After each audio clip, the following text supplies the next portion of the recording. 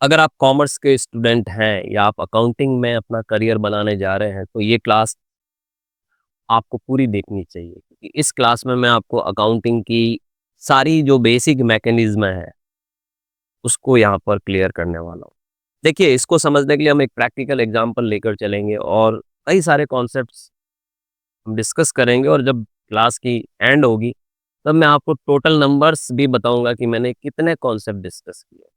मतलब आपने एक छोटी-सी वीडियो में कितनी चीज़ें सीखी है, वो आपको समझ में आएगा। ओके, तो सबसे पहले हम मान लो एग्ज़ाम्पल लेके चलते हैं कि ये मान लो एक व्यक्ति है, मान लो मैं ही हूँ, ठीक है, अरुण।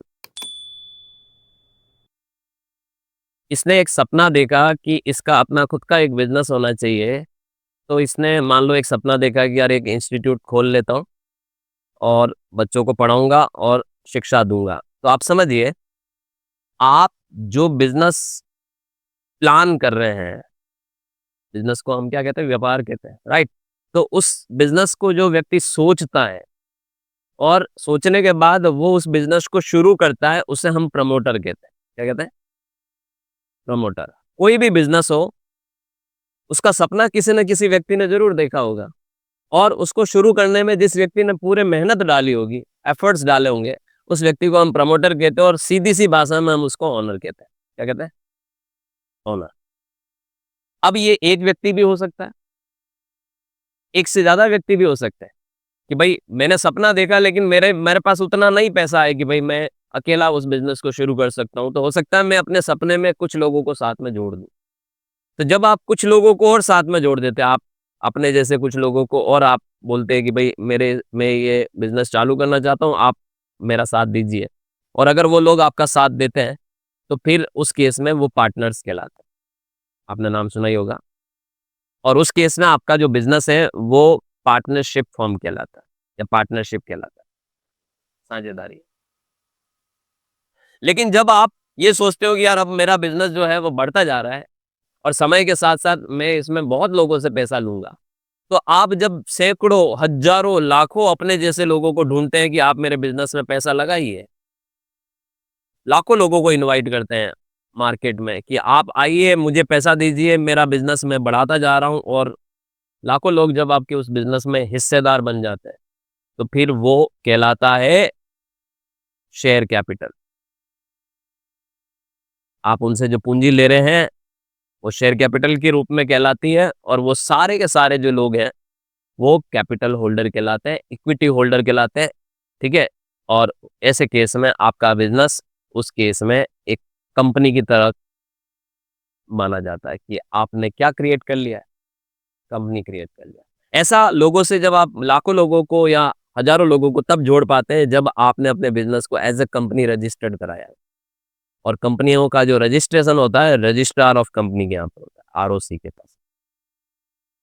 तो कॉर्पोरेट जो कंपनीज़ एक्ट है, उसके अंतर्गत आरओसी, हर राज्य में आरओसी होती है, रजिस्ट्रार होता है, जहाँ पर आप कंपनी रजिस्टर कराते हैं। अगर आपका मकसद है कि आप अपने बिज़नेस को यूनिवर्सल पहचान दिलाएँ, आप अपने बिज़नेस में बहुत लोगों को जोड़ें। आज रिलायंस या आप अडानी ग्रुप की बात करें, तो वो सब उनमें लाखों लोगों ने पैसा लगा रखा है। इवन मेरे पास भी रिलायंस और अडानी के शेयर है, तो मैं भी उसका क्या हूँ?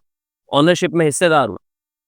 समझ रहे हैं? मेरे पास भी उस कंपनी के शेयर कैपिटल, तो मैं भी कंपनी का ओनर हूँ। ठीक है, मेरी ओनरशिप लिमिटेड है। जिसने ज़्यादा पूँजी लगा रखी होगी वो बड़ा है मेरे से। मैंने कम लगा रखा है लेकिन मैं भी ओनर हूँ। कंपनी की हर डिसीज़न, हर मीटिंग मेरे पास भी उसका नोटिफ़िकेशन आता है। मेरे पास भी उसकी इन्विटेशन आती है। अब ये अलग बात है कि मैं नहीं जाता हूँ, क्योंकि हर आदमी एक छोटा शेयर होल्डर जो कंपनी के 2-5 हज़ार शेयर लेके बैठा हुआ है या 2-5 हज़ार रुपए के शेयर लेके बैठा हुआ है, वो थोड़ी वहाँ मीटिंग अटेंड करने के लिए जामनगर जाएगा या मुंबई जाएगा। लेकिन इन्विटेशन तो आता है, क्योंकि वो क्या है? शेयर होल्डर है। तो जब आप बिज़नेस करते हो तो देखिए बिज़नेस का एक पैटर्न होता है, हमेशा ध्यान दीजिएगा, कि पहले बिज़नेस में आपको पैसा लाना पड़ता है, लगाना पड़ता है। तो जो पैसा लगाते हो उसे कहते हैं हम फंडिंग। और वो फंडिंग के अलग-अलग सोर्स हो सकते हैं। पहला सोर्स फंडिंग के डिफरेंट डिफरेंट सोर्स हो सकते हैं। पैसा लगाना, बिज़नेस में पैसा लगाना क्या कहलाता है? फंडिंग कहलाता है, क्योंकि पैसा लगाओगे तभी तो पैसा बनाओगे। बिना पैसे के कैसे बिज़नेस हो सकता है? फिर तो कोई भी बिज़नेस कर देगा। तो फंडिंग के जो सोर्स होते हैं, पहला होता है कि ओनर खुद लगाए पैसा। तो पहला फंडिंग का सोर्स होता है कैपिटल। कैपिटल यानी हिंदी में कहते हैं पूंजी। कैपिटल क्या होती है? ओनर का जो कंट्रीब्यूशन होता है बिजनेस में। अभी अपन ओनर पे बात कर रहे थे ना, ओनरशिप की बात कर रहे थे। अकेला आदमी है तो प्रोप्राइटर या प्रमोटर कहलाता है। एक से ज्यादा लोग है तो पार्टनर्स कहलाते हैं। बहुत ज्यादा लोग है तो कैपिटल होल्डर मेंबर्स कहलाते हैं उस केस में। ठीक है, तो ओनर कोई भी हो सकता है, एक हो सकता है, दो हो सकते हैं, 10 हो सकते हैं, 50 हो सकते हैं, 500 हो सकते हैं, 5 लाख भी हो सकते हैं। कंपनियों के केस में ओनरशिप लाखों में बटी हुई होती है, शेयर कैपिटल के रूप में। शेयर्स होते हैं जिन लोगों के पास, वो ओनर ही तो होते हैं। तो ओनर जो पैसा बिजनेस को देता है उसे हम कैपिटल कहते हैं। और दूसरा जो पैसा होता है वो होता है डेब्ट यानी लोन। आपको पता ही है लोन का मतलब, बाहर से जो आउटसाइडर से जो आप पैसा लेके आते हो, जैसे बैंकों से आपने पैसा लिया या किसी अन्य व्यक्ति से कोई पैसा आपने लोन की तरह लिया कि भाई आपको उस पर ब्याज देना है, तो उस केस में वो लोन कहलाता है। किसी भी बिजनेस में फंडिंग जो है वो इनसाइडर लोगों की और आउटसाइडर लोगों की, दोनों की हो सकती है, याद रखिएगा। अंदर के लोग, आज कॉमर्स सबको अरुण शर्मा पैसा लगा रहा है तो वो कैपिटल कहलाएगा कि अंदर का व्यक्ति पैसा दे रहा है। उस केस में बिजनेस की उस ओनर के प्रति उतनी जिम्मेदारी नहीं होती कि यार कल को बिजनेस अच्छा नहीं चल रहा, मुनाफा नहीं कमा रहा, तो ठीक है ओनर को हम प्रॉफिट नहीं देंगे। तो ओनर ठीक है मान लेगा कि ठीक है कोई नहीं, इस साल नहीं प्रॉफिट हुआ तो मैं नहीं लूंगा। लेकिन ये जो लोन देने वाले लोग हैं वो नहीं चुप होते, उनको तो देना ही है। आपको प्रॉपर टाइम पे रीपेमेंट भी करना है, आपको उनको ब्याज देना है, उनको आपके प्रॉफिट या लॉस से कोई लेना देना नहीं है। ध्यान देना। तो आप ये समझिए यहाँ पर लेसर रिस्क होती है। कहाँ पे? जो पैसा आपने प्रमोटर ने या प्रोपराइटर ने जो फंडिंग किया है बिजनेस में, जो ओनर ने जो पैसा दिया है बिजनेस में, उस पैसे पर रिस्क कम होती है। लेकिन जहां पर बिजनेस लोन से या बाहरी लोगों से पैसा लेके आता है, वहां पर बिजनेस की रिस्क भी ज्यादा होती है, क्योंकि उनको तो आपको टाइमली रीपेमेंट करना ही है अलोंग विथ इंटरेस्ट। तो कभी भी ध्यान देना, बिजनेस में सबसे पहला काम होता है पैसा लाना। तो आप पैसा कहाँ से ला रहे हो? आप पैसा कहाँ से ला रहे हो, ये पहला काम होता है। अब आप समझिएगा, अब देखिए मैं ये क्लास क्यों ले रहा हूँ, मैं आपको अकाउंटिंग के पर्पज से ये क्लास ले रहा हूँ। तो मैं कहीं ना कहीं आगे पीछे आऊंगा वापस कौन से टॉपिक पे, हर चीज समझाते हुए मैं आपको अकाउंटिंग पे लेके आऊंगा वापस। अब देखिए अगर आप एक अकाउंटेंट है, अकाउंटिंग के दृष्टिकोण से आप चल रहे हो, तो अभी अभी मैंने एक टॉपिक क्लियर किया है, वो है फंडिंग। तो अब देखिए फंडिंग से मैं रिलेटेड जो ट्रांजैक्शन है उस पर बातें करूंगा। सबसे पहला ट्रांजैक्शन है कि कैपिटल बिजनेस में जो इंट्रोड्यूस की जाती है, किसके द्वारा? ओनर के द्वारा जो पैसा लगाया जाता है, उस केस में हमेशा हम क्या एंट्री करते हैं? देखिए ओनर बिजनेस में पैसा लगाएगा तो वो कहाँ आएगा पैसा? आपके बिजनेस के बैंक अकाउंट में आएगा। आज मान लो अरुण शर्मा ने 5 लाख रुपए लगाए, तो ये बैंक में पैसा आएगा, तो हम बैंक अकाउंट को डेबिट कर देते हैं अपनी बुक्स में और कैपिटल को क्रेडिट कर देते हैं। अब एक ही व्यक्ति है तो आप सिर्फ कैपिटल वर्ड यूज करते हो, लेकिन एक से ज्यादा ओनर है अगर, पार्टनरशिप में कभी भी ऐसे कैपिटल वर्ड नहीं यूज होता। अगर वो पार्टनरशिप है तो फिर आप उस केस में ऐसे लिखते हो अरुण कैपिटल, कि किसने लगाया साहब। ठीक है, ऐसे ऐसे लिखते हो कि जैसे 2 लाख अरुण ने लगाए, आरव कैपिटल। दूसरा पार्टनर है आरव, उसने 3 लाख लगाए, टोटल मिला के ये 5 लाख हो गए। तो आप समझिए इसमें आप जो टर्मिनोलॉजी यूज करते हैं एंट्री करते वक्त, वो हमेशा इस तरीके का आपका बिजनेस है उस पर डिपेंड करता है। अगर सिंगल ओनरशिप है, सिंगल ओनरशिप फर्म को हम कहते हैं प्रोप्राइटरशिप। क्या कहते हैं? अकेला ओनर है, एकल स्वामित्व वाला बिजनेस है तो प्रोप्राइटरशिप कहलाता है। लेकिन मल्टीपल ओनर है तो आप उसको पार्टनरशिप कहते हैं। मल्टीपल ओनर में भी एक लिमिट होनी चाहिए, पार्टनरशिप में लिमिट होती है पार्टनर्स। लेकिन जब बहुत लोग होते हैं, लाखों लोग जब आपको कंट्रीब्यूशन देते हैं कैपिटल का, तो फिर आप एक वर्ड यूज करते हो शेयर कैपिटल। फिर आप एक एक व्यक्ति का नाम नहीं लिखते हैं, उसका रिकॉर्ड आपके पास होता है। आप रिकॉर्ड तो मेंटेन करते हो कि किसका कितना पैसा लगा हुआ, वो कंपनी के पास होता है। लेकिन अकाउंटिंग में फिर हर व्यक्ति का नाम थोड़ी आएगा, इतना अकाउंट थोड़ी खुलेंगे। आप आज समझिए किसी कंपनी के 10 करोड़ शेयर होल्डर्स हैं, तो 10 करोड़ शेयर होल्डर के अकाउंट थोड़ी कंपनी खोल के यहाँ पर अकाउंटिंग में दिखाएगी, वो डायरेक्ट शेयर कैपिटल यूज करेगी 10 करोड़। तो ये कंपनी के केस में आप यूज करते हो इसको।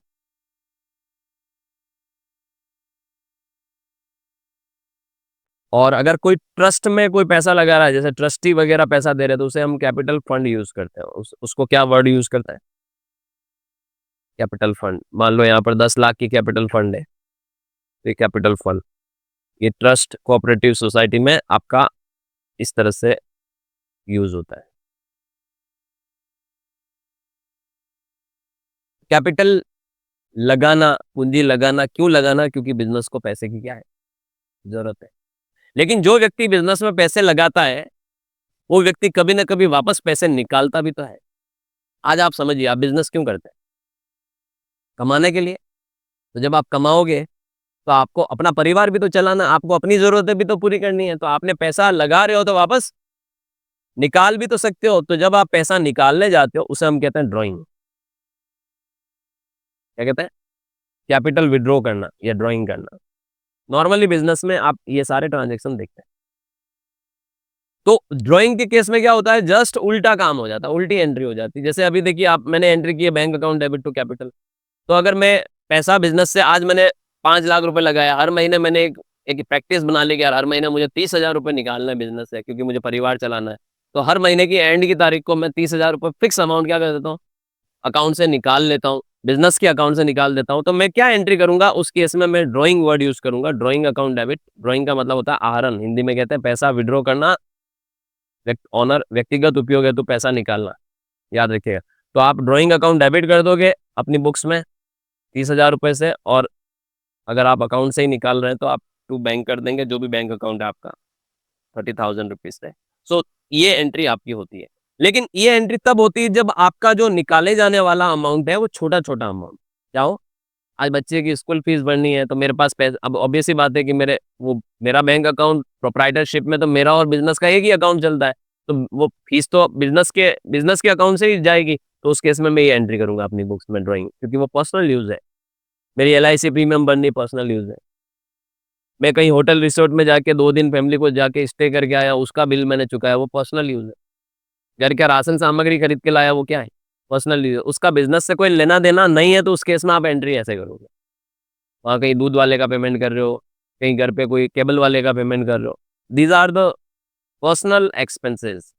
तो जो खर्चे आप बिजनेस के अकाउंट से अपने व्यक्तिगत उपयोग हेतु पैसा निकाल लेते हो, तो वो पर्सनल एक्सपेंसेस कहलाते हैं। उस केस में आप ड्राइंग करते हैं। लेकिन कई बार क्या होता है कि आपको वापस से एक बड़े अमाउंट की जरूरत है, कि आपका बच्चा बड़ा हो गया, उसको अब कॉलेज जाने के लिए स्कूटी चाहिए, स्कूटर चाहिए, मोटरसाइकिल चाहिए। बच्चे ने आके आपको बोला, पापा इस बार तो मैं लेके रहूंगा। आपने बोला ठीक है, आपने एक मोटरसाइकिल पसंद की जिसकी कीमत 2.5 लाख रुपए। अब 2.5 लाख रुपए की मोटरसाइकिल दिलानी है, तो आप पैसा तो बैंक से ही चुकाओगे। कौन सा बैंक? बिजनेस वाला अकाउंट, तो वहीं से चुकाओगे। अब वो 2.5 लाख रुपए जो उसकी पर्सनल मोटरसाइकिल के लिए आप खर्च कर रहे हो, तो ये बड़ा अमाउंट आप वापस निकाल रहे हो। जो पैसा आपने हो सकता है बिजनेस में 50 लाख रुपए लगा रखे कैपिटल के रूप में, अब 2.5 लाख उसमें से निकाला जा रहा है, तो फिर आप ड्राइंग वर्ड यूज नहीं करके कैपिटल को ही डेबिट मारते हैं वापस से, रिवर्स एंट्री पास कर। जब एक आपकी पूंजी का एक बड़ा हिस्सा आप निकाल लेते हो एक मुश्त अपनी व्यक्तिगत जरूरतों को पूरा करने के लिए, तो उस केस में हम कैपिटल को ही वापस से क्या करते हैं? डेबिट करते हैं। आप ड्राइंग को डेबिट करोगे तो भी चलेगा, बाकी ज्यादातर प्रैक्टिस में कैपिटल को उस केस में हम डेबिट करते हैं, जहां पर एक बड़ा अमाउंट, हैंडसम अमाउंट हम क्या करते हैं? विड्रॉ कर लेते हैं, निकाल लेते हैं। उसी तरह से एक अभी मैं बता रहा था लोन साहब, ठीक है? तो लोन देखिए, लोन की जो नेचर होती है ना, वो ये होती है कि अगर आपने बिजनेस में लोन लेके आ रहे हो, जैसे मैं अब आपको तीसरा यहाँ पर टर्म बताने वाला हूँ, लोन। तो कभी भी ध्यान देना, 2 वर्ड आपको ध्यान में रखने, लोन टेकन, इसका आइडिया भी आपको होना चाहिए, और चौथा लोन गिवन, इसका आइडिया भी आपको होना चाहिए। लोन लेना और लोन देना, ये लोन लेना,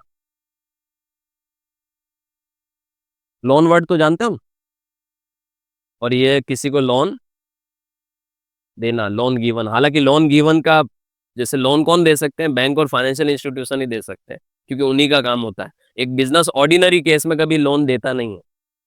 लोन देने लेने का काम कौन करता है? क्या कॉमर्स अब लोन देने लेने का काम करता? नहीं ना, क्योंकि उसका मेन बिजनेस ये नहीं है। मेन बिजनेस लोन लेने देने का किसका है? देने का तो बैंकों का है, फाइनेंस कंपनियों का है, NBFCs का है।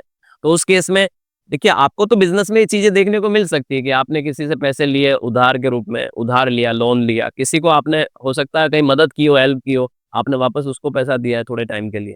तो कभी-कभार आपको ऐसा लोन देने की एंट्रीज़ भी करनी पड़ जाती है। कई बार आप किसी को एडवांस दे देते हैं।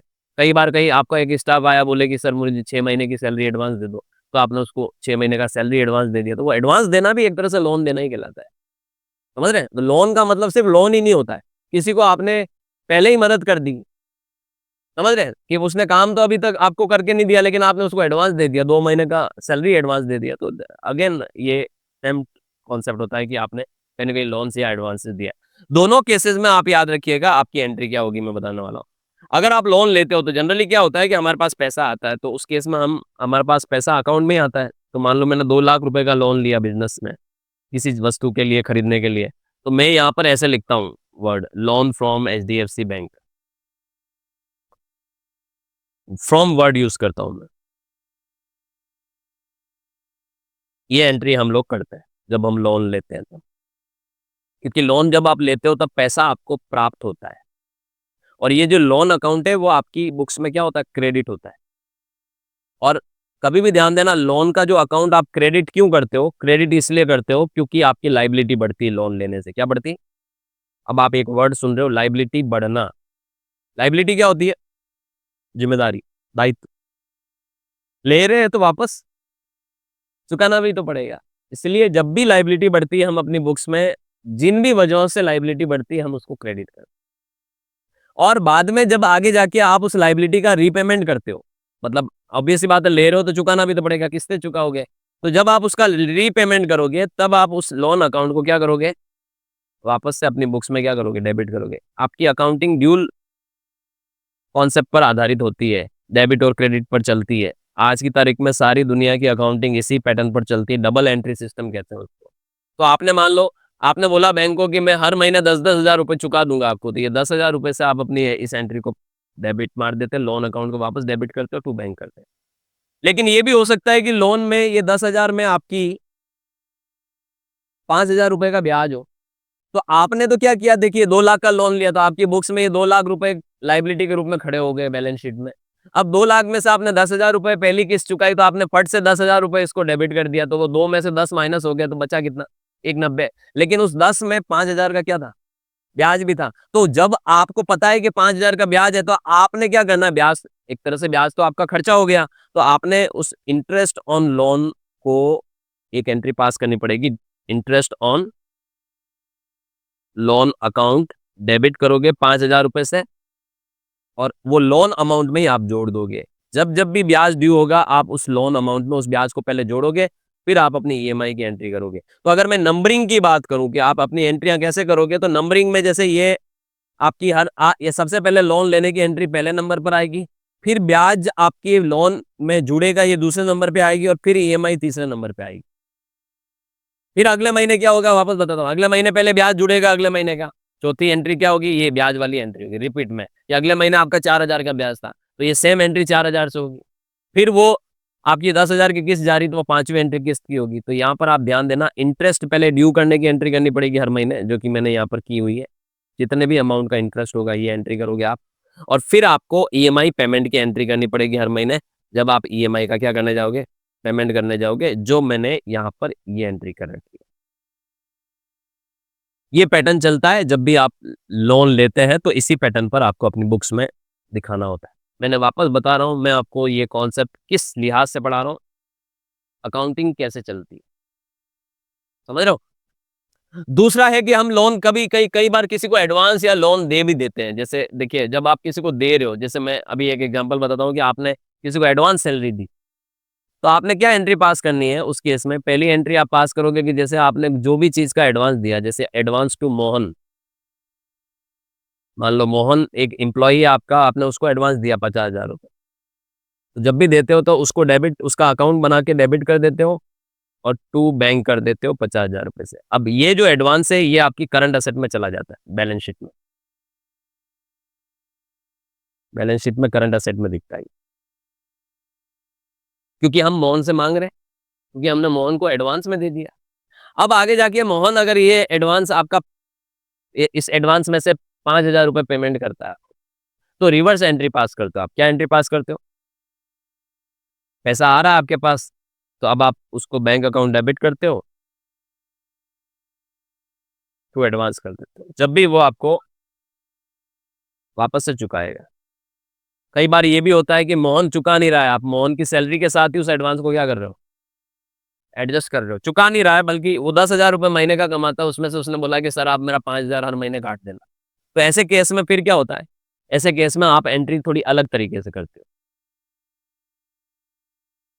अगर आप एडवांस को एडजस्ट कर रहे हो, तो फिर उस केस में क्या होता है, जैसे सैलरी अकाउंट डेबिट, की सैलरी 10,000 रुपए की है, आपने उसको सिर्फ अब कितना देना है? 5 ही देना है, और 5,000 से आप उस एडवांस को यहाँ पर क्रेडिट मार देते हो।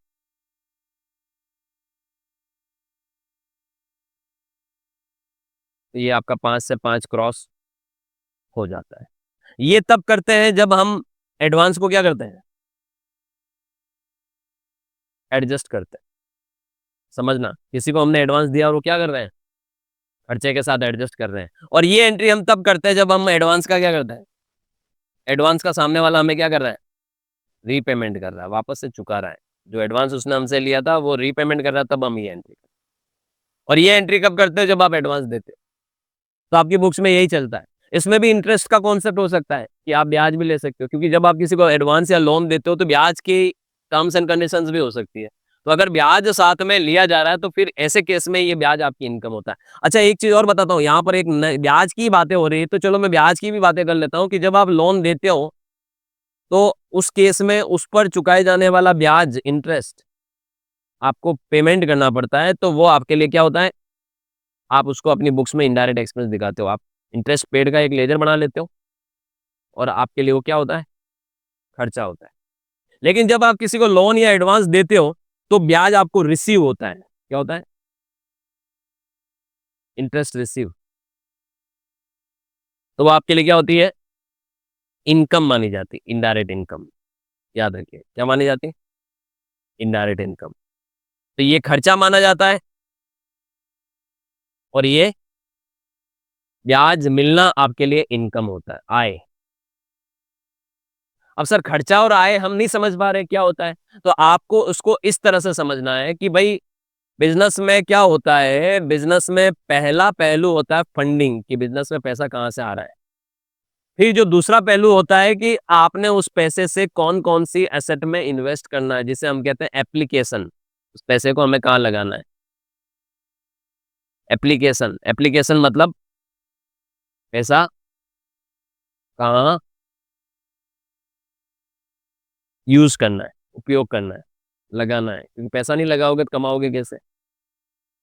मैं बैंक के पास गया, मैंने बोला मुझे लोन चाहिए साहब। बैंक ने बोला क्यों चाहिए? मैंने कहा मैं एक बिजनेस शुरू कर रहा हूँ। बैंक ने बोला कितना चाहिए? मैंने कहा 50 लाख चाहिए। बैंक ने मुझे 50 लाख का लोन दे दिया। क्या करूंगा 50 लाख का? घर पे लाके सजा के सोऊंगा? क्या करूंगा? खर्च करूंगा ना। 50 लाख की एसेट खरीदूंगा, जमीन खरीदूंगा, मकान दुकान बनाऊंगा, उसके ऊपर माल भरूंगा, उसमें माल लूंगा लोगों से, तो उनको पेमेंट करूंगा, मशीन खरीदूंगा, कोई प्रोडक्शन हाउस खोल रहा हूँ, मैन्युफैक्चरिंग कर रहा हूँ, तो 50 लाख का फर्नीचर में लगाऊंगा, तो 50 लाख का क्या करूंगा? यूज करूंगा उसको। क्योंकि आप बिजनेस जब कोई पैसा लेके आता है किसी प्रोजेक्ट में, जब फंडिंग मंगवाता है, तो वो उसको वापस से यूटिलाइज करता है उस फंडिंग को। तो आपने ये पैसा दो जगह लगाते हो। एक तो आप उससे एसेट्स खरीदते हो। एसेट्स मतलब संपत्तियां, जैसे अभी मैं बता रहा था, जमीन, बिल्डिंग, फर्नीचर, मशीनें, ये सब एसेट्स होती है। और दूसरा, आप उस पैसे से खर्चा करते हो, उस बिजनेस को चलाने के लिए रेवेन्यू एक्सपेंस करते हो, खर्चे। अब मैं आपसे एक सवाल पूछना चाहता हूँ। कोई व्यक्ति ने कपड़े की दुकान चालू की, आपके घर पे भी इनविटेशन आया, आपका पड़ोसी है कि इस तारीख को ओपनिंग है, आप पधारना सब परिवार। आप उसके दुकान के ओपनिंग में गए सब परिवार। आपने देखा कि उसने बहुत अच्छा अरेंजमेंट कर रखा था, शानदार खाना दिया। वो खाना आप किसी 5 स्टार होटल में जाके खाओ सब परिवार, तो आपको 5,000 रुपए चुकाने पड़े। जो खाना आपको मुफ्त में उसने खिलाया। आपने ये भी देखा कि यार अच्छे खासी पब्लिक है, अगले दिन वो रात को मिला आपको, तो आपने बोला कि कितने लोगों को इनवाइट किया था? बोले यार 500 लोगों को इनवाइट किया था। आपने दिमाग में गणित चलाई कि 500 इंटू इसने जो खाना दिया, लगभग वो मार्केट में 500 रुपए प्रति प्लेट की कीमत से खाना दिया होगा। तो आपने दिमाग दौड़ाया 500 इंटू 500 कितना होता है? 2.5 लाख। 2.5 लाख रुपए इसने बंदे ने ओपनिंग सेरेमनी पे क्या कर दिए? खर्च कर दिए। अच्छा, उसके अलावा डेकोरेशन, टेंट वगैरह सब कैटरिंग वेटरिंग करके आपने बोला कि यार तूने तो 2.5 लाख खर्च कर दिया। वो बोले 2.5 नहीं, 2.5 लाख तो मैंने खाली खाने का दिया है, मेरी इस ओपनिंग में टोटल 5 लाख का खर्चा हो गया। अब आपने 1 रुपए का कपड़ा अभी तक बेचा नहीं, उससे पहले कितना खर्च कर दिया?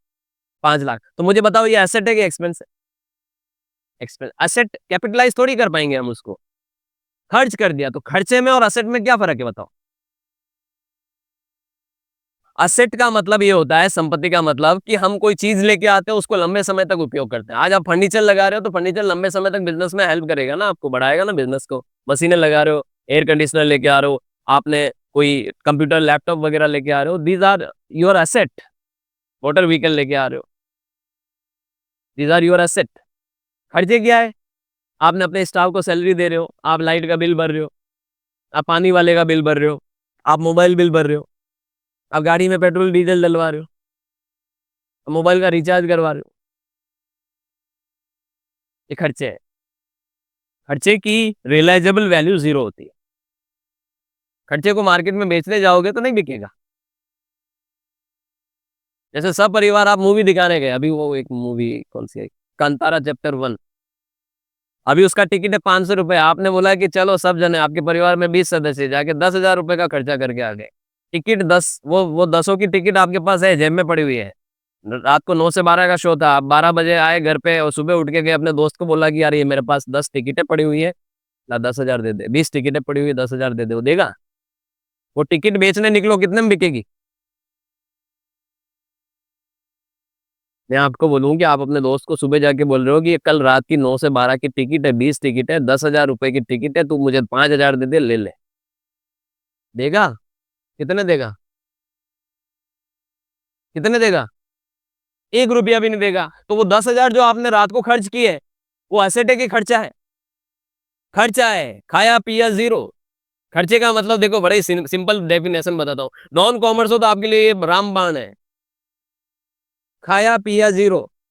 इंटरव्यू में कोई पूछे खर्चा क्या होता है तो बोलना खाया पिया जीरो।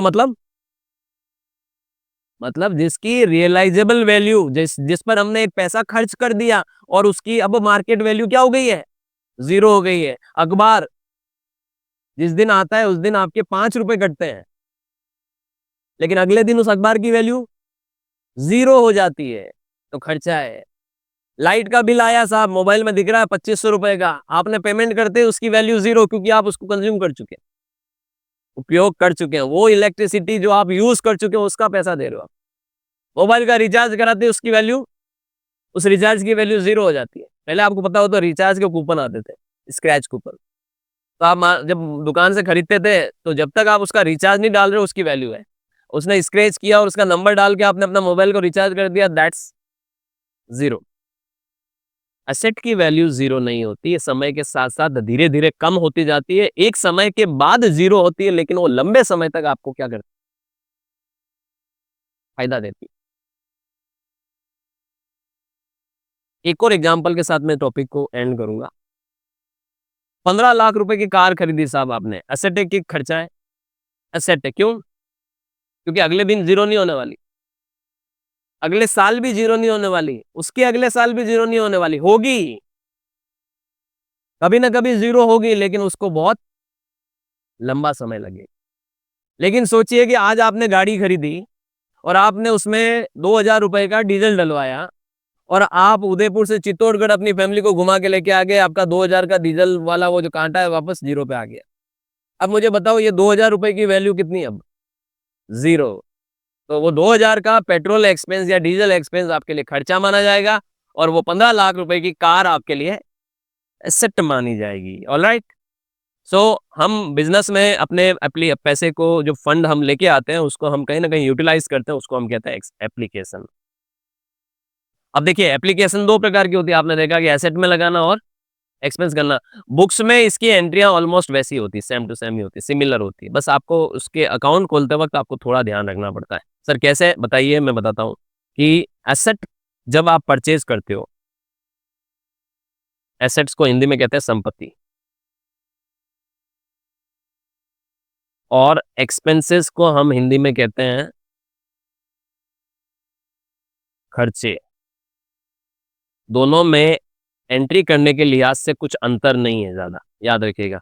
जैसे इसकी आप समझिए, संपत्ति जब हम कोई खरीदते हैं, जैसे मैंने फर्नीचर खरीद के लाया बिजनेस में, तो फर्नीचर अकाउंट में डेबिट कर दूंगा। मान लो मैंने 1 लाख रुपए का कोई फर्नीचर खरीदा और उसका मान लो मैंने पेमेंट कर दिया, तो टू बैंक कर दिया। उधार पे कुछ ला रहे हो तो टू वेंडर या सप्लायर का अकाउंट खोल लेते हो, ऐसे जिस पार्टी से लिया है उसका अकाउंट खोल लेते हो। ये एंट्री आप अपनी बुक्स में करते हो, एसेट खरीदने की एंट्री। एसेट का बस ये होता है, एसेट का बेनिफिट ये मिलता है आपको कि ये एसेट समय के साथ धीरे धीरे कम होती जाती है। जैसे पहले खरीदी तब 1 लाख की थी, अब इनकम टैक्स डिपार्टमेंट हमें कह रहा है कि भाई हर साल आप इसकी वैल्यू में 10% की गिरावट दर्ज करो, तो साल खत्म होते ही इसकी वैल्यू कितनी हो जाएगी? 0 नहीं होगी, 10% कम हो जाएगी। तो वो जो 10% की गिरावट है उसको हम कहते हैं डेप्रिसिएशन। ये इनकम टैक्स हमें अलाउ भी करता है, कंपनीज एक्ट में भी डेप्रिसिएशन अलाउड है।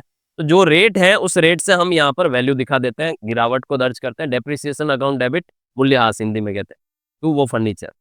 ये एंट्री आपकी चलती है एसेट के केस में।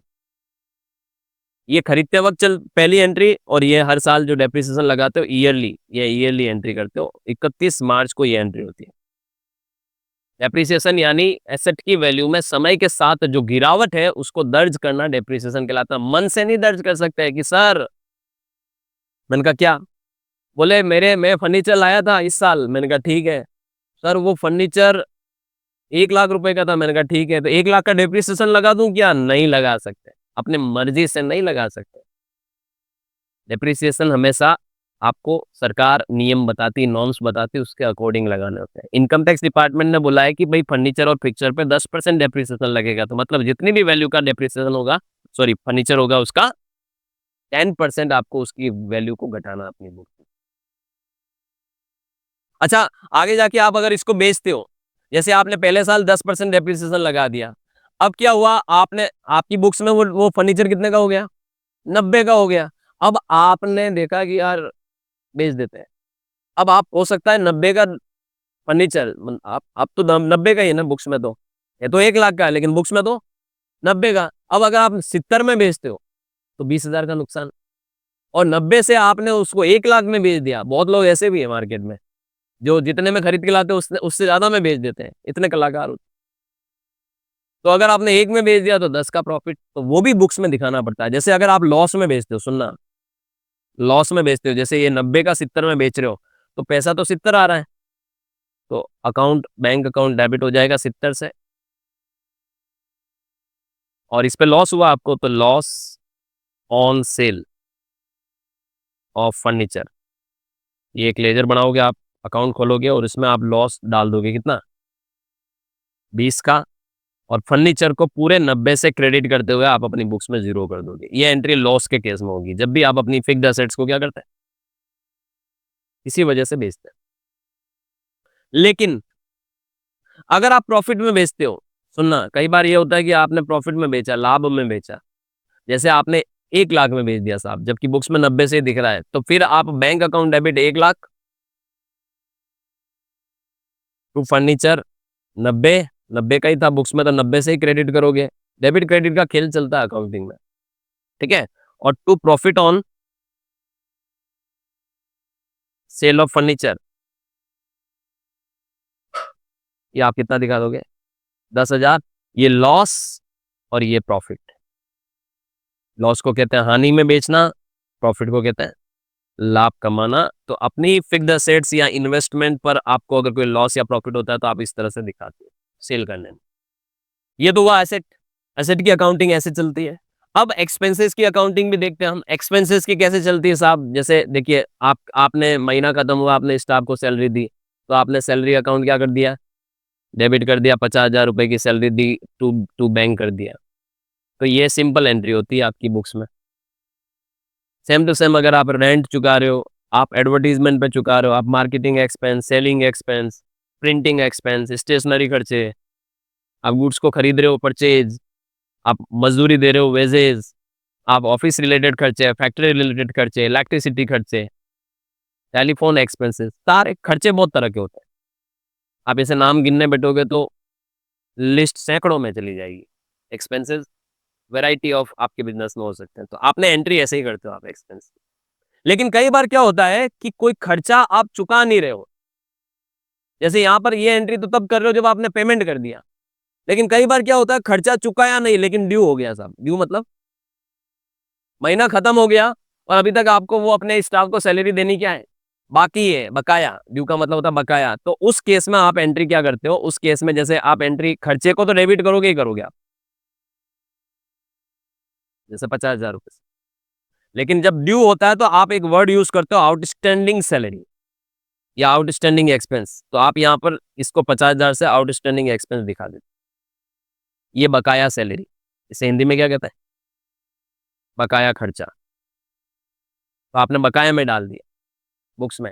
ऐसा आप साल के एंड में करते हो जब आप अपनी बुक्स को क्लोज करते हो, क्योंकि खर्चा तो दिखाना है। खर्चा दिखाओगे तो इनकम कम होगी, इनकम कम होगी तो प्रॉफिट कम होगा, प्रॉफिट कम होगा तो आपकी टैक्स लाइबिलिटी कम होगी। तो खर्चा तो बुक करना है आपको, लेकिन अभी तक चुकाया नहीं तो आप बैंक से तो पेमेंट दिखा नहीं सकते, तो उस केस में आपको उसको ड्यू दिखाना पड़ता है। ये आपकी लाइबिलिटी बन जाती है। क्या बन जाती है, करंट लाइबिलिटी, जो आपको आगे नियर फ्यूचर चुकानी है। अब आगे आप अगले महीने की शुरुआती डेट्स में मान लो आपने इसको पेमेंट कर दिया, तो जब आप इसको पेमेंट करते हो तब क्या एंट्री करते हो, तब आप वापस से खर्चा डेबिट नहीं करते हो, बल्कि वो खर्चा डेबिट करते हो जो आपने ड्यू कर रखा है। तो outstanding salary account debit to bank करते हो जब आप उस बकाया खर्च का क्या करते हो, पेमेंट कर देते हो।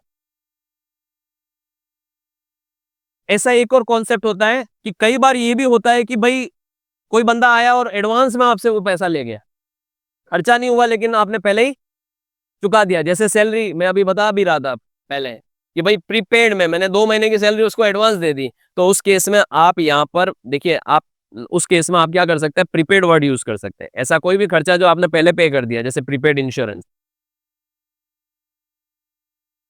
जैसे मैंने 12 महीने की किस्त चुकाई है 12,000 रुपए, जिसमें से 6 महीने मेरे इस ईयर से संबंधित है, 6 महीने मेरे अगले ईयर से संबंधित है, तो मैं उस एंट्री को इस तरह से कर सकता हूँ, prepaid insurance account debit 6,000, insurance expense account debit 6,000। मैं डायरेक्ट ही खर्चे में 6,000 रुपए डाल दूँ, 12 नहीं डाल के 6 ही डालूँ, 6 को मैंने प्रीपेड बता दिया, और टू बैंक मैंने किस्त टोटल 12 की चुकाई 12।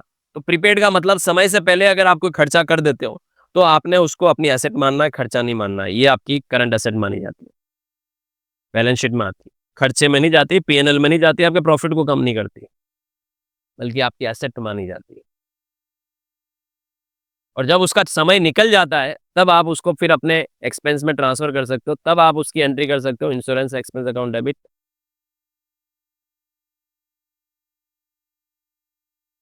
To prepaid insurance.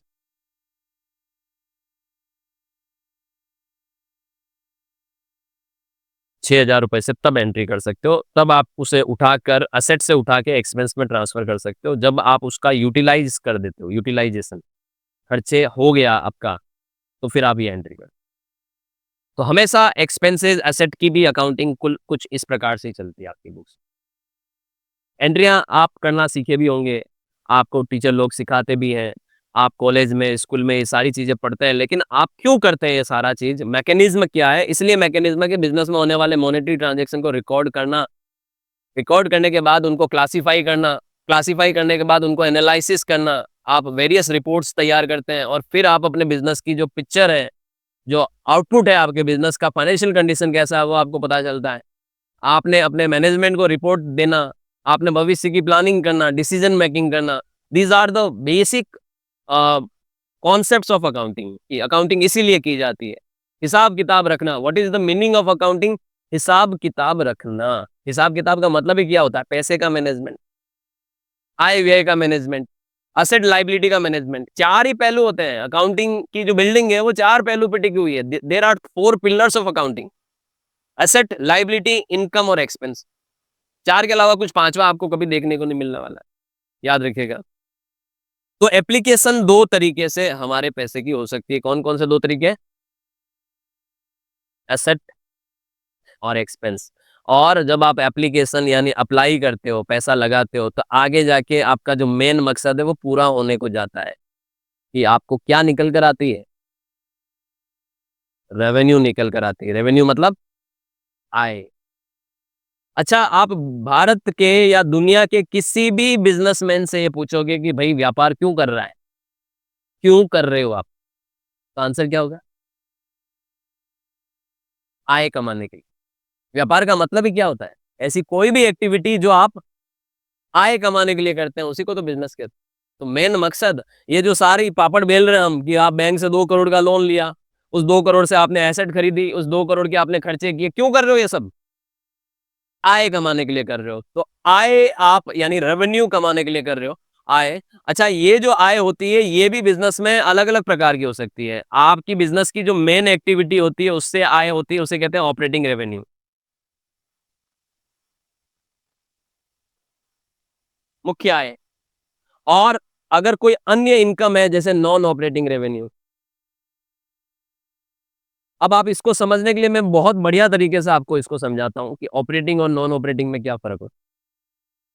देखिए, मैंने इंस्टीट्यूट जब खोला था तो मेरा मेन मकसद क्या था? कि बच्चे आएँगे, मैं उनको पढ़ाऊँगा, उनसे मुझे क्या मिलेगी? फीस मिलेगी। कोचिंग कोर्सेज़ की fees, coaching fees, training fees, जो कोर्स हम करा रहे हैं उसकी फीस मिलेगी। तो मेन रेवेन्यू क्या था? मेरी मेन ऑपरेटिंग रेवेन्यू क्या थी? फीस, ठीक है? आज भी वही है, कोर्स फीस। अपन नाम ले लेते हैं कि भाई कॉमर्स हब की जो ऑपरेटिंग रेवेन्यू क्या है? कोर्सेज़ की फीस, कोर्सेज़ फीस। यही ऑपरेटिंग रेवेन्यू, मुख्य आय। हिंदी में क्या कहो आप इसको? मुख्य आय। हर बिज़नेस की एक मुख्य आय का सोर्स होता है। अब कोई व्यक्ति पापड़ बनाने की फैक्ट्री लगा रहा है, तो उसका मुख्य रेवेन्यू क्या होगा? पापड़ सेल, पापड़ बनाकर बेचेगा तो वही मेन इनकम है। लेकिन जब आपके पास ये मुख्य आय आती जाती है, तो इस आय में से आपकी कुछ आय बचती भी जाती है। धीरे-धीरे वो इकट्ठी होती जाती है। फिर उस आय को आप कहीं और इन्वेस्ट करते हो और उस इन्वेस्टमेंट से आपको एक्स्ट्रा इनकम जनरेट होना शुरू हो जाती है। जैसे आज मेरे पास एक्स्ट्रा प्रॉपर्टी है तो मेरे को रेंट भी मिलता है, तो मेरी रेंटल इनकम भी है। तो ये मेरी ऑपरेटिंग इनकम नहीं है। आज मेरी बैंकों में डिपॉजिट्स हैं तो उसपे मुझे ब्याज भी आता है, तो ब्याज की भी मेरी इनकम है। ये भी मेरी मुख्य इनकम नहीं है। आज मैंने शेयर्स खरीद रखे हैं, मुझे उन पे डिविडेंड भी मिल रहा है, ये मेरी मुख्य इनकम नहीं है। आज मैंने कोई एसेट बेची, उसपे मुझे क्या हुआ? प्रॉफिट हुआ, profit on sale of asset, ये मेरी मुख्य इनकम नहीं है। या मैंने कोई इन्वेस्टमेंट बेचे, उसपे मुझे लाभ हुआ, तो profit on sale of investment. तो आप मुझे बताइए कि इसी के भरोसे तो नहीं बैठा हुआ हूँ, इस इनकम के भरोसे तो मैं नहीं बैठा हुआ हूँ। मैं जो बिज़नेस एक्टिविटी कर रहा हूँ, उसमें मुख्य इनकम तो ये है। इसे हम क्या कहते हैं हिंदी में? अन्य आय। तो ये जो अदर इनकम होती है, वो आपकी एक तरह से हम इसको कह सकते हैं non operating revenue. Business operating income कमाने के लिए किया जाता है, लेकिन जब आप उसमें कमाना शुरू करते हो, तो बोलते हैं ना कमाई से और आपकी दूसरी तरीके की कमाई भी शुरू हो जाती है। इंसान जब कमाना लगता है, तो एक सोर्स से दूसरा सोर्स, दूसरे से तीसरा सोर्स, तीसरे से चौथा सोर्स, कई सारे दरवाजे उसके लिए खुलते रहते हैं और फिर तो एक समय ऐसा आता है उसको खुद को ही नहीं पता पड़ता है उसके कहाँ-कहाँ से कमाई हो रही है। इतने उसके इनकम के सोर्सेज़ खड़े हो जाते हैं। तो मल्टीपल सोर्सेज़ धीरे-धीरे करके बन जाते हैं, लेकिन जो मुख्य सोर्स होता है, उसे हम कहते हैं ऑपरेटिंग इनकम। अब ये जो इनकम होती है, इसकी भी अकाउंटिंग होती है बेसिक। मैं इसकी भी आपको अकाउंटिंग थोड़ा बता देता हूँ कि दोनों प्रकार की इनकम को हम किस तरह से अकाउंटिंग में लेंगे। पहले हम बात करते हैं अपनी बिज़नेस की ऑपरेटिंग रेवेन्यू के ऊपर, मुख्य इनकम पे। अब देखिए, मुख्य इनकम किसी भी बिज़नेस की ऑपरेटिंग रेवेन्यू में आपको यहाँ देखना पड़ेगा कि अगर वो गुड्स का व्यापारी है, तो गुड्स की सेल उसकी मुख्य इनकम होगी। कोई वस्तु बेच रहा है तो वस्तु की सेल मुख्य इनकम। अगर वो सर्विस प्रोवाइडर है, तो सर्विस से होने वाली रिसिप्ट उसकी मुख्य इनकम होगी और अगर वो एजेंट है, तो उसको फिर अगर वो एजेंट है और उसको कोई कमीशन मिल रहा है, तो वो उसकी मुख्य इनकम होगी। एजेंट है या ब्रोकर है, आपने देखा होगा, तो उस केस में उसका वो ऑब्वियस सी बात है, कमीशन एजेंट है तो कमीशन उसकी मुख्य इनकम होती है, याद रखिएगा। अब ऐसे केस में आप इसकी अकाउंटिंग कैसे करेंगे? बड़ा सिंपल है। देखिए, पहला केस देखते हैं हम, पहला सेल। तो जब आप कुछ भी बेचोगे तो आपके पास पैसा आएगा, तो आप यहाँ पर bank account debit to sale बता दो, सीधा सीधा कॉन्सेप्ट है, बैंक टू सेल। ये एंट्री तब होती है जब आप कैश सेल करते हो, यानी जब आपने कुछ बेचा और आपके इमीडिएटली आपको क्या मिल गया, पैसा मिल गया। लेकिन कई बार क्या होता है, हम उधार में बेचते हैं, तो उस केस में हम क्या करते हैं, अपने कस्टमर अकाउंट खोलते हैं, कस्टमर का, जैसे आप डेटर कहते हो अपनी बुक्स में, तो कस्टमर का अकाउंट डेबिट टू सेल कर देते उधार में बेचने पर। जैसे देखिए यहाँ कैश, आपका बैंक में पैसा आया, 50,000 का माल बेचा, अब यही 50,000 रुपए का माल आपने अगर उधार में बेचा होता तो customer account debit to sale कर देते हो, इसे कहते हैं क्रेडिट सेल। क्या कहते हैं, उधार में माल बेचना क्रेडिट में बेचना कहलाता है। लेकिन जब आप क्रेडिट में बेचते हो तो आपको ये भी पता है कि आगे जाके सामने वाली पार्टी आपको क्या देगी, पैसा देगी। तो जब आपका बेचने के बाद आपने अपनी बुक्स में उसको अपना डेटर बता दिया था, फिर जाके वो कस्टमर आपको लाके पैसा देता है, तो फिर आप अपना bank account debit to customer करते हो। ये एंट्री तब जब आपको received from customer, received from customer के केस में ये एंट्री करते हैं। कई बार ये भी हो सकता है कि आपका कस्टमर पैसा खा जाए, आपका नहीं दूंगा, आपने सारे प्रयास कर दिए, वो आपको देने से कंप्लीटली क्या कर चुका है, मना कर चुका है, तो फिर आपको एक वर्ड यूज करना पड़ता है, बैड डेब्ट। तो आपने, आपका पैसा डूब गया साहब, तो bad debts account debit to customer 50,000। ये एंट्री तब करते हैं जब हमारा पैसा क्या हो जाता है, आपका पैसा वो फॉरफिट कर गया, जब्त कर गया, खा गया, है ना, पैसा डूबना इसको कहते हैं हम, जिससे हम मांग रहे थे वो पैसा डूब जाना। डूब जाना मतलब पानी में डूबना नहीं होता है, डूब जाना का मतलब होता है सामने वाला देने से मना कर जाना। ये आपकी नॉर्मल केसेस में एंट्री होती है, जब आप गुड्स के व्यापारी हो। ये सारी एंट्रियां गुड्स से संबंधित है, गुड्स की सेल से संबंधित है। लेकिन अब मैं सर्विसेज पे भी आता हूँ, कि अगर आप एक सर्विस प्रोवाइडर हो, जैसे मेरे केस में, तो हमारे पास जब बच्चों से पैसे आते हैं तो हम क्या एंट्री करते हैं, बैंक अकाउंट डेबिट, जैसे मान लो 10,000 आया तो टू कोर्स फीस कर देते हैं। ये हमारा इनकम का लेजर बना देते हैं हम, कोर्स फीस। उधार की एंट्री हम नहीं चढ़ाते, क्योंकि हम अक्रूवल बेसिस सिस्टम नहीं फॉलो करते, कैश बेसिस, पैसा आएगा तो ही रिकॉर्ड करेंगे, उधार की ट्रांजेक्शन थोड़ी रिकॉर्ड करेंगे। तो सर्विस में और गुड्स में एक बेसिक डिफरेंस ये होता है कि गुड्स वाले व्यापारी उधार भी रिकॉर्ड करते हैं, क्योंकि उनका माल गया होता है, उनको पैसे लेने होते हैं। सर्विस के केस में उधार की एंट्री आप नहीं पास करते हो बुक्स में, क्योंकि अभी वो जब तक आपको रिसिप्ट ला के नहीं देगा, जब तक पैसा नहीं देगा, आप अपनी बुक्स में रिकॉर्ड में नहीं लेंगे। कहीं रजिस्टर वगैरह अलग से मेंटेन करते हैं, अलग बात है, बाकी उधार की रिकॉर्डिंग नहीं होती, ध्यान देना। तो ये आपने एंट्री करते हो जब आपको वो इनकम रिसीव होती है। सेम टू सेम एंट्रियां आपको, जब आपको ब्याज की इनकम, डिविडेंड की इनकम वगैरह होती है, तब भी आप इसी तरह से एंट्रियां करते हो, बैंक अकाउंट डेबिट। जैसे मान लो 5,000 का ब्याज मिला साहब, तो टू इंटरेस्ट फ्रॉम बैंक, या interest from FDR, interest from RD, जो भी आप लेजर यूज करते हो वो आप बना सकते हो। हमेशा इसमें मैं एक आपको जरूर कॉन्सेप्ट बताना चाहूंगा, कि अगर आपका सेविंग बैंक अकाउंट पे ब्याज मिल रहा है तो आप इसका इंटरेस्ट का लेजर अलग बनाएं, और अगर आपका एफडीआर या आपका आरडी या आपका कोई पीपीएफ अकाउंट पर ब्याज बन रहा है, तो उसका आप अलग से लेजर बनाएं, लेजर अलग अलग यूज करें, कंबाइन लेजर यूज नहीं करें। क्योंकि क्या होता है, जब आप इनकम टैक्स रिटर्न भरने जाते हो, तब आपका जो इनकम टैक्स आईडी में एआईएस और टीआईएस में आपके ये ब्याज अलग अलग दिखते हैं, तो फिर आप अपने, आपने एक ही लेजर यूज कर रखा है, तो फिर आपको वहां पर सेग्रीगेट करना पड़ेगा, और वहां आपको दिक्कतें हो सकती है। इसलिए सेपरेट सेपरेट लेजर बनाएं, ताकि रिकनसाइल करने में बहुत आसानी हो। ये थोड़ा आगे का टॉपिक हो गया, बट ये ध्यान रखना कि ये लेजर्स आप अलग अलग बनाएं, मिक्सअप ना करें चीजों को। डिविडेंड मिलता है, अगर जैसे डिविडेंड का पैसा भी बैंक में ही आता है हमारा। डिविडेंड मतलब आपके पास किसी कंपनी के शेयर है, कंपनी ने आपको मुनाफा दिया, वो आपके अकाउंट में आया 1,200 रुपए मान लो, तो आपने ऐसे एंट्री करते हो, bank account debit to dividend receive.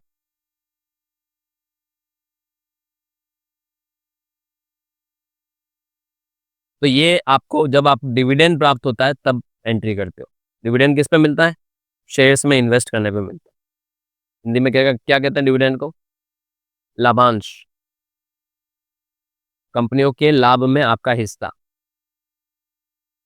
Alright, अब एक मोटे मोटे तौर पे अभी तक मैंने आपको सारे पहलू तो बता दिए, ठीक है। अब ये सारे पहलू को हम फटाफट डिस्कस करते हैं। कुछ टर्मिनोलॉजी जो हम यहाँ पर डिस्कस करने जा रहे हैं वन बाय वन। पहली टर्म्स, एसेट किसे कहते हैं? बिजनेस में जो रिसोर्सेज हम परचेज करते हैं बिजनेस को लंबे समय तक चलाने के लिए, उसे हम एसेट कहते हैं। यानी रिसोर्सेज ऑफ बिजनेस, बिजनेस के खुद के ऑन बिजनेस रिसोर्सेज जो होते हैं उसको हम एसेट्स कहते हैं। हिंदी में क्या कहते हैं? संपत्ति। लाइबिलिटीज किसे कहते हैं? बिजनेस के दायित्व, ऑब्लिगेशन जो बिजनेस को आगे जाके क्या करनी है? चुकानी है। ऐसी मनी जो बिजनेस ने बाहर आउटसाइडर लोगों से ओ कर रखी है, ले रखी है, और आपको उसको चुकाना, वो आपकी लाइबिलिटी है। इक्विटी किसे कहते हैं? इक्विटी का मतलब होता है कैपिटल। बिजनेस के ऑनर ने जो पैसा लगा रखा है, बिजनेस के ऑनर की जो स्टेक है बिजनेस के अंदर, वो इक्विटी कहलाती है, ठीक है। इक्विटी का मतलब होता है पूंजी, ठीक है, सिंपल कैपिटल, ठीक है। और लाइबिलिटी का मतलब होता है आपका दायित्व, आपकी ऑब्लिगेशंस, आपकी जिम्मेदारियां। एसेट का मतलब होता है आपके पास क्या क्या संपत्तियां हैं अपने बिजनेस में, वो आपकी एसेट, ठीक है। एग्जाम्पल भी लिखता चलता हूँ। एसेट में क्या क्या हो सकती है? Furniture, land, building, motor vehicle, cash, bank balance, debtors, सब आपकी एसेट्स है। लाइबिलिटीज क्या क्या हो सकती है? लॉन्स, सन्डी क्रेडिटर, वो लोग जो आपसे पैसे मांग रहे हैं, आपने उनसे कुछ लिया था। आउटस्टैंडिंग एक्सपेंसेस, जिनको आपको चुकाना है, ये सब आपके दायित्व हो सकते हैं। कैपिटल, कैपिटल का मतलब ये पूंजी क्या होती है? कैपिटल। ये अकाउंट खुलते हैं बेसिकली हमारी बुक्स में, और इनका मेन नेचर ये होता है। अगला है रेवेन्यू। रेवेन्यू का मतलब होता है आय, इनकम। रेवेन्यू को क्या कहते हैं? आय, इनकम। अब इनकम में अभी अभी मैंने आपको बताया था कि भाई ऑपरेटिंग इनकम भी हो सकती है और नॉन ऑपरेटिंग इनकम भी हो सकती है। इनकम भी कई प्रकार की हो सकती है। अगर खर्चे ज्यादा हो सकते हैं, खर्चे कई प्रकार के हो सकते हैं, तो आय भी कई प्रकार की हो सकती है। लेकिन उन कई प्रकार की आय में से कुछ आय आपकी ऑपरेटिंग होती है और कुछ नॉन ऑपरेटिंग होती है। आपको ये ध्यान में रखना है, ठीक है। अच्छा, एक और चीज बताता हूँ। इनका मैं आपको अकाउंटिंग के लेजे से आगे डेबिट बैलेंस चलता है या क्रेडिट बैलेंस चलता है नॉर्मली, वो भी बताता चल रहा हूँ। इसका डेबिट बैलेंस चलता है। किसका? एसेट्स का। लाइबिलिटी का हमेशा आपकी बुक्स में क्रेडिट बैलेंस चलते हैं। कैपिटल भी आपकी क्रेडिट बैलेंस चलती है, और रेवेन्यू भी आपकी क्रेडिट बैलेंस चलते हैं। इनके नॉर्मल बैलेंस ये होते हैं। कभी भी इनके अकाउंट आप बैलेंस शीट में जाके, पीएनएल में, ट्रेडिंग में जाके देखोगे, इनके नॉर्मली अकाउंट ट्रायल बैलेंस में जाके देखोगे, तो यही नेचर दिखते होंगे। उल्टे हो सकते हैं, कई बार क्या होता है रिवर्स पोजीशन भी हो सकती है, लेकिन बहुत रेयर केस में होगी। आपको यही देखने को मिलेगा। इनकम के लेजर क्रेडिट ही होते हैं, ध्यान देना, ठीक है। उसके अलावा अगर हम एक्सपेंसेस की बात करें, एक्सपेंसेस मतलब खर्चे, एक्सपेंसेस मतलब खर्चे, ठीक है। खर्चे कई प्रकार के हो सकते हैं। सैलरी आपका एक्सपेंस है, रेंट आपका एक्सपेंस है, स्टेशनरी आपका एक्सपेंस है, इलेक्ट्रिसिटी आपका एक्सपेंस है, मजदूरी आपका एक्सपेंस है, वेजेस जिसको हम कहते हैं, ये सब एक्सपेंस है। एक्सपेंस का डेबिट बैलेंस चलता है बुक्स में। फिर आता है जर्नल। हम अकाउंटिंग जो करते हैं, जर्नल का मतलब होता है बिजनेस की प्राइमरी अकाउंटिंग बुक, जहां पर आप डे टू डे ट्रांजेक्शन को रिकॉर्ड करते हैं। अभी जैसे आपने देखा होगा, मैंने एंट्रियां लिखी। ये एंट्रियां जिस रजिस्टर में लिखी जाती है उसको जर्नल कहते हैं। अच्छा, अगर आप टैली के यूजर हो या आप कोई अकाउंटिंग सॉफ्टवेयर यूज कर रहे हो या सीख रहे हो, तो आपने वहाँ payment, receipt, contra, journal, sale, purchase में जो एंट्रियां करते हो, वो जर्नल ही है एक तरह से। जहां पर आप जाके वो रजिस्टर, वो बुक जहां जाके हम बिजनेस के डे टू डे ट्रांजेक्शन को क्या करते हैं? रिकॉर्ड करते हैं, उसको क्या कहते हैं? Journal. Primary books of account, books of accounting को हम क्या कहते हैं? जर्नल कहते हैं, जहां पर हम सारी प्रकार के ट्रांजेक्शन को रिकॉर्ड करते हैं। फिर आता है लेजर। लेजर का मतलब होता है हर एक अकाउंट। लेजर का मतलब होता है अकाउंट। जैसे अभी आप देखिए, एक एंट्री में कम से कम 2 लेजर इफेक्ट होते हैं। जैसे bank account debit to customer, तो ये बैड डेब्ट्स या बैंक अकाउंट, ये भी एक लेजर है, ये कस्टमर का भी एक लेजर है। तो बिजनेस में जब आप अकाउंटिंग ट्रांजेक्शन करते हो और एंट्रियां करते हो, तो एंट्रियों में जो अकाउंट आते हैं उन्हीं को हम लेजर कहते हैं। इनकी पूरी लेजर बनती है। आजकल तो कंप्यूटराइज्ड अकाउंटिंग का जमाना, ऑटोमेटिक बन जाता है, लेकिन जब आप सीखे होंगे अकाउंटिंग, तो मैन्युअली आपको लेजर बनाना भी सिखाया गया होगा टी फॉर्म में। तो उस लेजर या उस अकाउंट के जितने भी ट्रांजेक्शन आए, वो उठा उठा के हम उससे लेजर प्रिपेयर करते हैं और लेजर का बैलेंस निकालते हैं, और वही बैलेंस आपका ट्रायल बैलेंस में जाता है, और वही ट्रायल बैलेंस से उठकर फिर रेस्पेक्टिव ट्रेडिंग पेनल या बैलेंस शीट में जाके आपकी फाइनेंशियल स्टेटमेंट तैयार होता है। तो लेजर यानी अकाउंट, ये आपको सारे के सारे अकाउंट, समरी ऑफ अकाउंट्स, सारे अकाउंट्स की नेट समरी,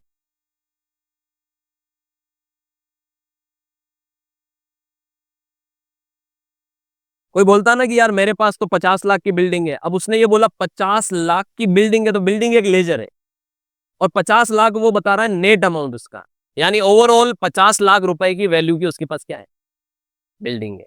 तो वो अकाउंट है, वो एक लेजर है बिल्डिंग। लेजर के बाद अगला नंबर आता है ट्रायल बैलेंस का। ये एक ऐसी रिपोर्ट होती है जो आप लेजर बनाने के बाद इसको बनाते हैं, इसको हिंदी में कहते हैं तलपट। और आपको मैं ये बता दूं, ये ट्रायल बैलेंस जो है आपके सारी लेजर को चेक करता है, एक्यूरेसी चेक करता है, चेक लेजर्स टोटल या लेजर्स एक्यूरेसी, अरिथमेटिक एक्यूरेसी को चेक करता है। ट्रायल बैलेंस से हमें ये पता चल जाता है, अगर आप कॉमर्स के स्टूडेंट समझ पा रहे होंगे, ट्रायल बैलेंस से हमें ये पता चल जाता है कि हमने जो भी काम किया है उससे पहले वो एक्यूरेट है या नहीं है, सही है या नहीं है। तो ट्रायल बैलेंस एक महत्वपूर्ण स्टेटमेंट होता है। कैश, बोलते ना कैश है तो ऐश है, कैश का मतलब क्या होता है, नकद। इसका पावर तो आप सब जानते ही हो कि कितना पावरफुल होता है। नकद एक बिजनेस में क्या होती है, ये एसेट्स होती है, और सबसे पावरफुल एसेट्स होती है रेडी मनी, जो आपके पास है, मौजूद है। और कैश से क्या नहीं खरीद सकते, आपकी इमीडिएट रिक्वायरमेंट को आप पूरा कर सकते हो। यानी बिजनेस को हाईली लिक्विडिटी प्रोवाइड करती है, तरलता प्रोवाइड करती है कैश। बिजनेस के पास जितना कैश है, यानी बिजनेस किसी भी चीज को खरीदने की स्थिति में है, ठीक है। और ये कैश का भी आपका नॉर्मली बैलेंस डेबिट होता है। हालांकि आजकल इनकम टैक्स के और गवर्नमेंट के नॉर्म्स ये है कि आप अपने बिजनेस में ज्यादा कैश नहीं रख सकते, इसलिए अगर आपके पास कैश आता भी है तो आपको इमीडिएट इफेक्ट से उसको किस में जमा कराना पड़ता है, बैंक अकाउंट में जमा कराना पड़ता है। कैश के बाद अगला नंबर ही बैंक का ही है। यानी ये कैश और बैंक जो है, बैंक का मतलब बैंक बैलेंस,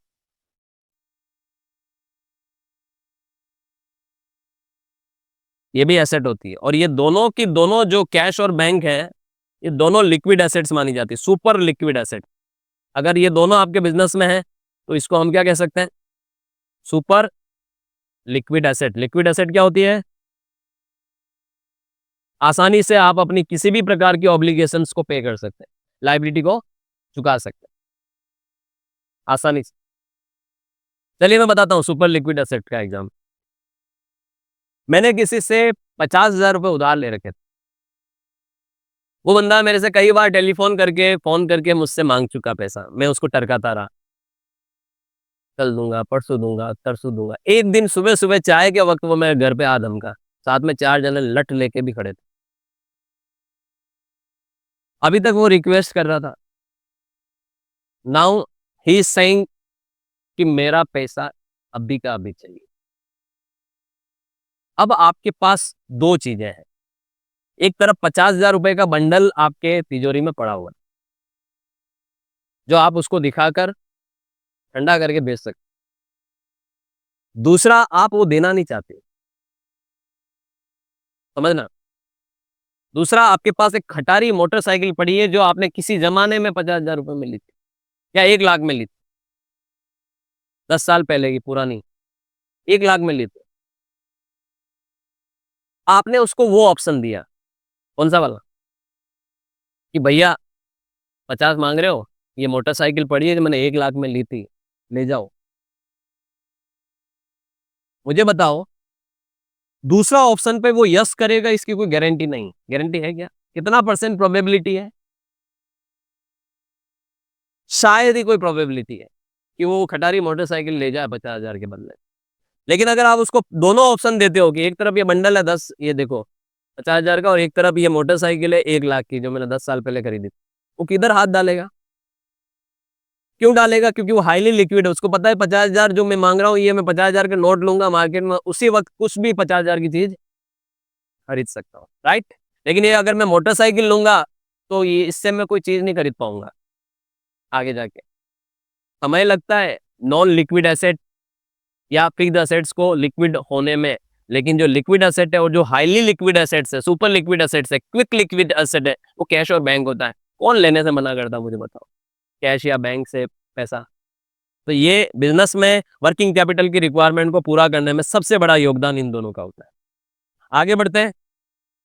रिसीवेबल्स, रिसीवेबल का मतलब होता है जिन लोगों से हम पैसे मांगते हैं, यानी हमारे डेटर्स, यानी हमारे देनदार, हिंदी में क्या कहते हैं, जिनसे हमें पैसे लेना है और उनसे हम पैसे मांग रहे हैं, वो हमारी एसेट होते हैं, डेबिट बैलेंस होता है उनका भी। हालांकि इनको भी हम लिक्विड एसेट ही मानते हैं, क्योंकि इनसे जल्दी जल्दी पैसा आने की चांसेस रहती है कि आज आपने किसी को उधार में कुछ बेचा तो ज्यादा ज्यादा क्या वो 5 दिन में, 10 दिन में, 15 दिन में आपको क्या कर देगा, पैसे दे देगा। तो आप ये मानते हो कि यार ये भी मेरा फटाफट आने वाला पैसा ही है, तो इसीलिए उनको आप अपना करंट एसेट मानते हो, रिसीवेबल्स को। इसके बाद नंबर आता है पेबल्स, ये जस्ट उल्टा होता है, यानी हमसे जो लोग पैसे मांग रहे हैं, यानी इन्हें हम कहते हैं क्रेडिटर्स, यानी लेनदार, ये आपकी लाइबिलिटी होते हैं। रिसीवेबल आपकी एसेट होते हैं, याद रखिएगा, और ये जो क्रेडिटर्स होते हैं वो आपकी क्या होते हैं, लाइबिलिटीज होते हैं, याद रखिएगा। इनका बैलेंस क्रेडिट होता है, लाइबिलिटी का हमेशा बैलेंस क्रेडिट होता है, जिनको आपको पैसे चुकाना है और जल्दी जल्दी चुकाना है। फिर एक वर्ड हमने पढ़ा था कैपिटल, कैपिटल आपको पता ही है क्या होता है, पूंजी, ठीक है। ओनर का जो पैसा होता है, ओनर्स फंड किसी भी बिजनेस में, वो कैपिटल कहलाता है, और इक्विटी भी कहते हैं इसको, और इसको हम क्रेडिट करते हैं अपने, ज्यादातर इसका बैलेंस क्रेडिट होता है। कैपिटल के बाद अगर हम बात करें तो आपकी ड्राइंग, इस पे भी हम चर्चा किया था हमने कि ड्राइंग क्या होता है साहब, पूंजी निकालना, आहरण, उल्टा, कैपिटल का उल्टा पूंजी, बिजनेस से निकाल देना, इसे हम ड्राइंग कहते हैं। ये रिवर्स होगा, यानी ये डेबिट होगा, याद रखिए, आपकी लाइबिलिटी को रिवर्स करता है। कैपिटल के बाद एक वर्ड और आता है इन्वेंट्री, इन्वेंट्री का मतलब होता है स्टॉक। इन्वेंट्री का मतलब क्या होता है, जिस माल, हिंदी में कहते हैं इसको माल, जिस चीज का, जिस वस्तु का हम खरीदना बेचना करते हैं, परचेज करके लेके आते हैं या बनाते हैं और फिर वापस क्या कर देते हैं, बेच देते हैं, उसका हमारे पास जो बैलेंस पड़ा होता है उसे इन्वेंट्री कहते हैं, इसको स्टॉक भी कहते हैं, इसका नॉर्मली बैलेंस डेबिट होता है।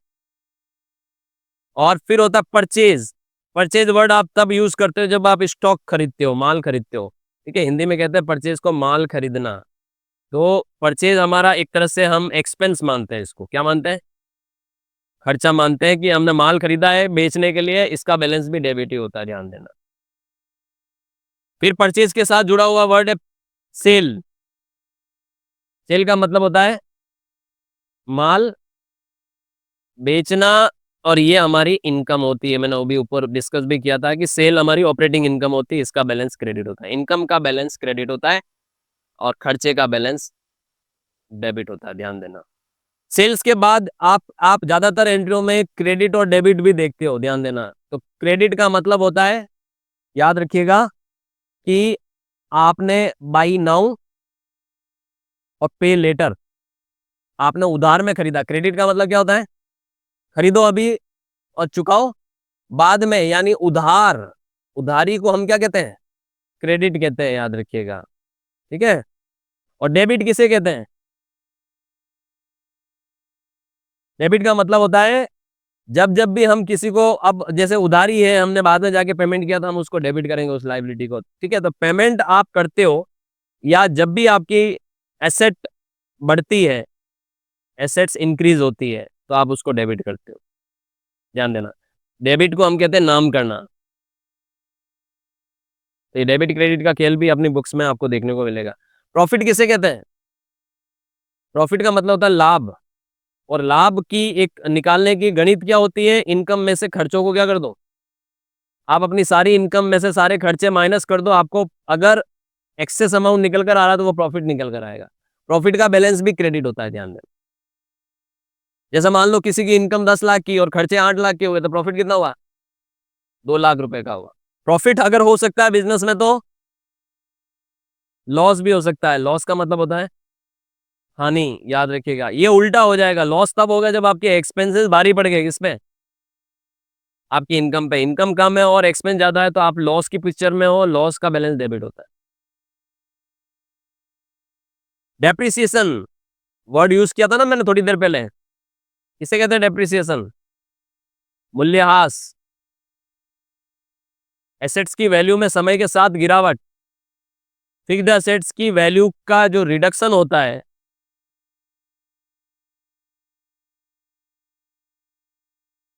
उसको हम डेप्रिसिएशन कहते हैं। बिजनेस में इसको भी खर्चा माना जाता है, डेबिट करते हैं हम अपनी बुक्स में साल के एंड में 31 मार्च को ही हम इसको एंट्री में दिखाते हैं। एक्रूअल, एक वर्ड मैंने यूज किया था, एक्रूअल बेसिस अकाउंटिंग। एक्रूअल का मतलब होता है जब भी आपको कोई इनकम, रेवेन्यू या जब भी कोई खर्चा आपका हो जाए, एक्रू हो जाए, आप अपनी बुक्स में उसको रिकॉर्ड कर दो, एक्सपेंसेस रिकॉग्नाइज। मतलब जब कोई इनकम या एक्सपेंसेस आपका हो गया है तो आपको अपनी बुक्स में उसको रिकॉर्ड करना चाहिए। एक्रूअल बेसिस ऑफ अकाउंटिंग यही कहती है कि भले ही चुकाया नहीं है, भले ही रिसीव नहीं हुआ, हो गया है, रिकॉर्ड कर लो। प्रीपेड, प्रीपेड का मतलब होता है किसी को पहले पेमेंट कर देना, पेमेंट मेड इन एडवांस, उसे हम प्रीपेड कहते हैं। जैसे खर्चों के केस में प्रीपेड होता है, payment made in advance, advance ही कोई पेमेंट कर देना प्रीपेड कहलाता है। और अगर हमने कोई एडवांस में दे दिया तो वो फिर हमारी एसेट है, डेबिट होगी। ये ध्यान देना, ये क्या होगी, एसेट से इसका जो अकाउंट खुलेगा वो डेबिट होगा, ठीक है। प्रीपेड के बाद एक वर्ड होता है आउटस्टैंडिंग। आउटस्टैंडिंग का मतलब होता है बकाया।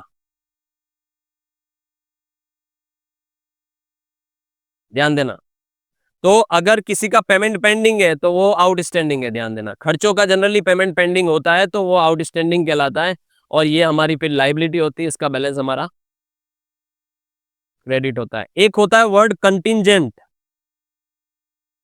हिंदी में कहते हैं कंटिंजेंट को संदिग्ध।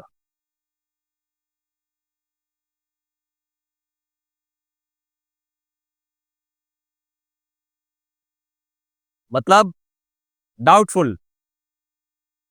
कई बार क्या होता है, कोई लाइबिलिटी हमारी अभी कंफर्म नहीं है, पॉसिबल फ्यूचर लाइबिलिटी, लेकिन वो डाउटफुल है, हो सकती है। जैसे कोई कोर्ट में केस चल रहा है, अगर आप केस हारते हो तो आपको चुकाना पड़ सकता है किसी को, तो पॉसिबल फ्यूचर लाइबिलिटी, इसको कभी भी बुक्स में नहीं दिखाते हैं अपनी, इसको सिर्फ बैलेंस शीट में नीचे नोट के रूप में दिखाया जाता है कि भाई ये कोर्ट केस चल रहा है, ये लाइबिलिटी हमारी जो हो सकती है। अगर वो संदिग्ध है, आगे जाके आप केस हार जाते हो तो आप लाइबिलिटी में शामिल कर दो, सीधी सी बात, ठीक है। अगला एक वर्ड होता है फिक्स्ड एसेट्स, स्थायी संपत्तियां। बिजनेस में आपको फिक्स्ड एसेट्स खरीदनी पड़ती है, स्थायी संपत्तियां खरीदनी पड़ती है, लॉन्ग टर्म जो आपके बिजनेस को हेल्प करती है, ठीक है। तो इसको अगर मैं सीधी डेफिनेशन की बात करूं तो लॉन्ग टर्म एसेट्स को हम फिक्स्ड एसेट्स कहते हैं। बिजनेस की long term asset, land, building, motor vehicle, plant machinery, ये सब लॉन्ग टर्म एसेट्स होती है, इनका बैलेंस डेबिट होता है, ठीक है। जिन पे डेप्रिसिएशन आप चार्ज करते हो। इंटेंजिबल भी हो सकती है, जैसे कई सारी ऐसी एसेट भी है जो आपको सिर्फ अधिकार है, आपको दिखती नहीं है, वो इंटेंजिबल एसेट्स है। कॉपीराइट, ट्रेडमार्क, पेटेंट, गुडविल, ये सब इंटेंजिबल एसेट्स होती है, ये भी फिक्स्ड एसेट्स होती है। एक होती है करंट एसेट,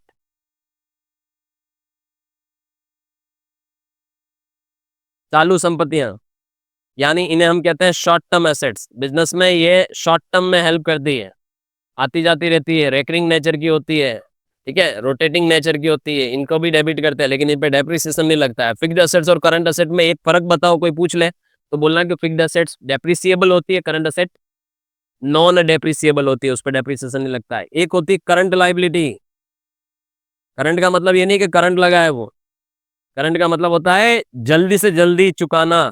तो शॉर्ट टर्म डेप्ट जो होती है आपकी, शॉर्ट टर्म लोन्स या शॉर्ट टर्म डेप्ट ऑब्लिगेशंस, वो करंट लाइबिलिटी होती है, इससे आपको जल्दी जल्दी चुकाना पड़ता है, इसका बैलेंस क्रेडिट होता है। और एक होती है अकाउंटिंग इक्वेशन। बिजनेस की अकाउंटिंग पूरी एक मैथमेटिकल इक्वेशन पर आधारित है, एक समीकरण पर आधारित है, एक फॉर्मूले पर आधारित है। और आपको कोई भी पूछ ले कि फॉर्मूला क्या है बिजनेस की अकाउंटिंग का, तो मैं आपको बता दूं, फॉर्मूला A=L+E, ये फॉर्मूला है। ए का मतलब होता है एसेट, यानी किसी भी बिजनेस के पास जितनी एसेट्स होगी, टोटल एसेट्स, उतनी की उतनी उसके पास दायित्व भी होंगे। हम कई बार बड़े लोगों को बोलते हैं, देखते हैं कि भाई यार वो कितना रिच लोग हैं, वो कितने, उनके पास हजारों करोड़ों की संपत्ति है। भैया संपत्तियां है तो दायित्व भी है, तो लाइबिलिटी प्लस इक्विटी, इक्विटी या कैपिटल, ठीक है। तो जितनी एसेट्स होगी उतनी की उतनी लाइबिलिटी, और उनका खुद का पैसा बिजनेस में लगा होगा, उसे कहते हैं हम कैपिटल या इक्विटी, याद रखिएगा। तो ये अकाउंटिंग पूरी इसी पे आधारित है। हमेशा आप कभी भी किसी भी बैलेंस शीट को देखोगे तो आपकी बैलेंस शीट में एक तरफ एसेट साइड होती है, एक तरफ लाइबिलिटी साइड होती है। लाइबिलिटी साइड में लाइबिलिटी और इक्विटी होती है, और उन दोनों का मैच होना जरूरी होता है, तो वो हमारी पूरी अकाउंटिंग इक्वेशन पर आधारित होती है। सो ये थी आज की एक इंटरेक्टिव लेक्चर जो आपको बेसिक्स ऑफ अकाउंटिंग, आपको आई होप क्लियर हुआ होगा कि अकाउंटिंग क्या होती है और उनमें किन किन चीज़ों का हमें रिकॉर्ड मेंटेन करना पड़ता है। मैंने प्रयास किया है कि मैंने मैक्सिमम पार्ट अकाउंटिंग के इस क्लास में कवर किए हैं। अगर आपको ये क्लास अच्छी लगी हो तो चैनल को जरूर सब्सक्राइब करिए और प्रैक्टिकल अकाउंटिंग के कोर्सेज के लिए आप हमारी एप्लीकेशन को डाउनलोड करिए। लिंक इसी वीडियो के डिस्क्रिप्शन में आपको मिल जाएगा। Thank you so much.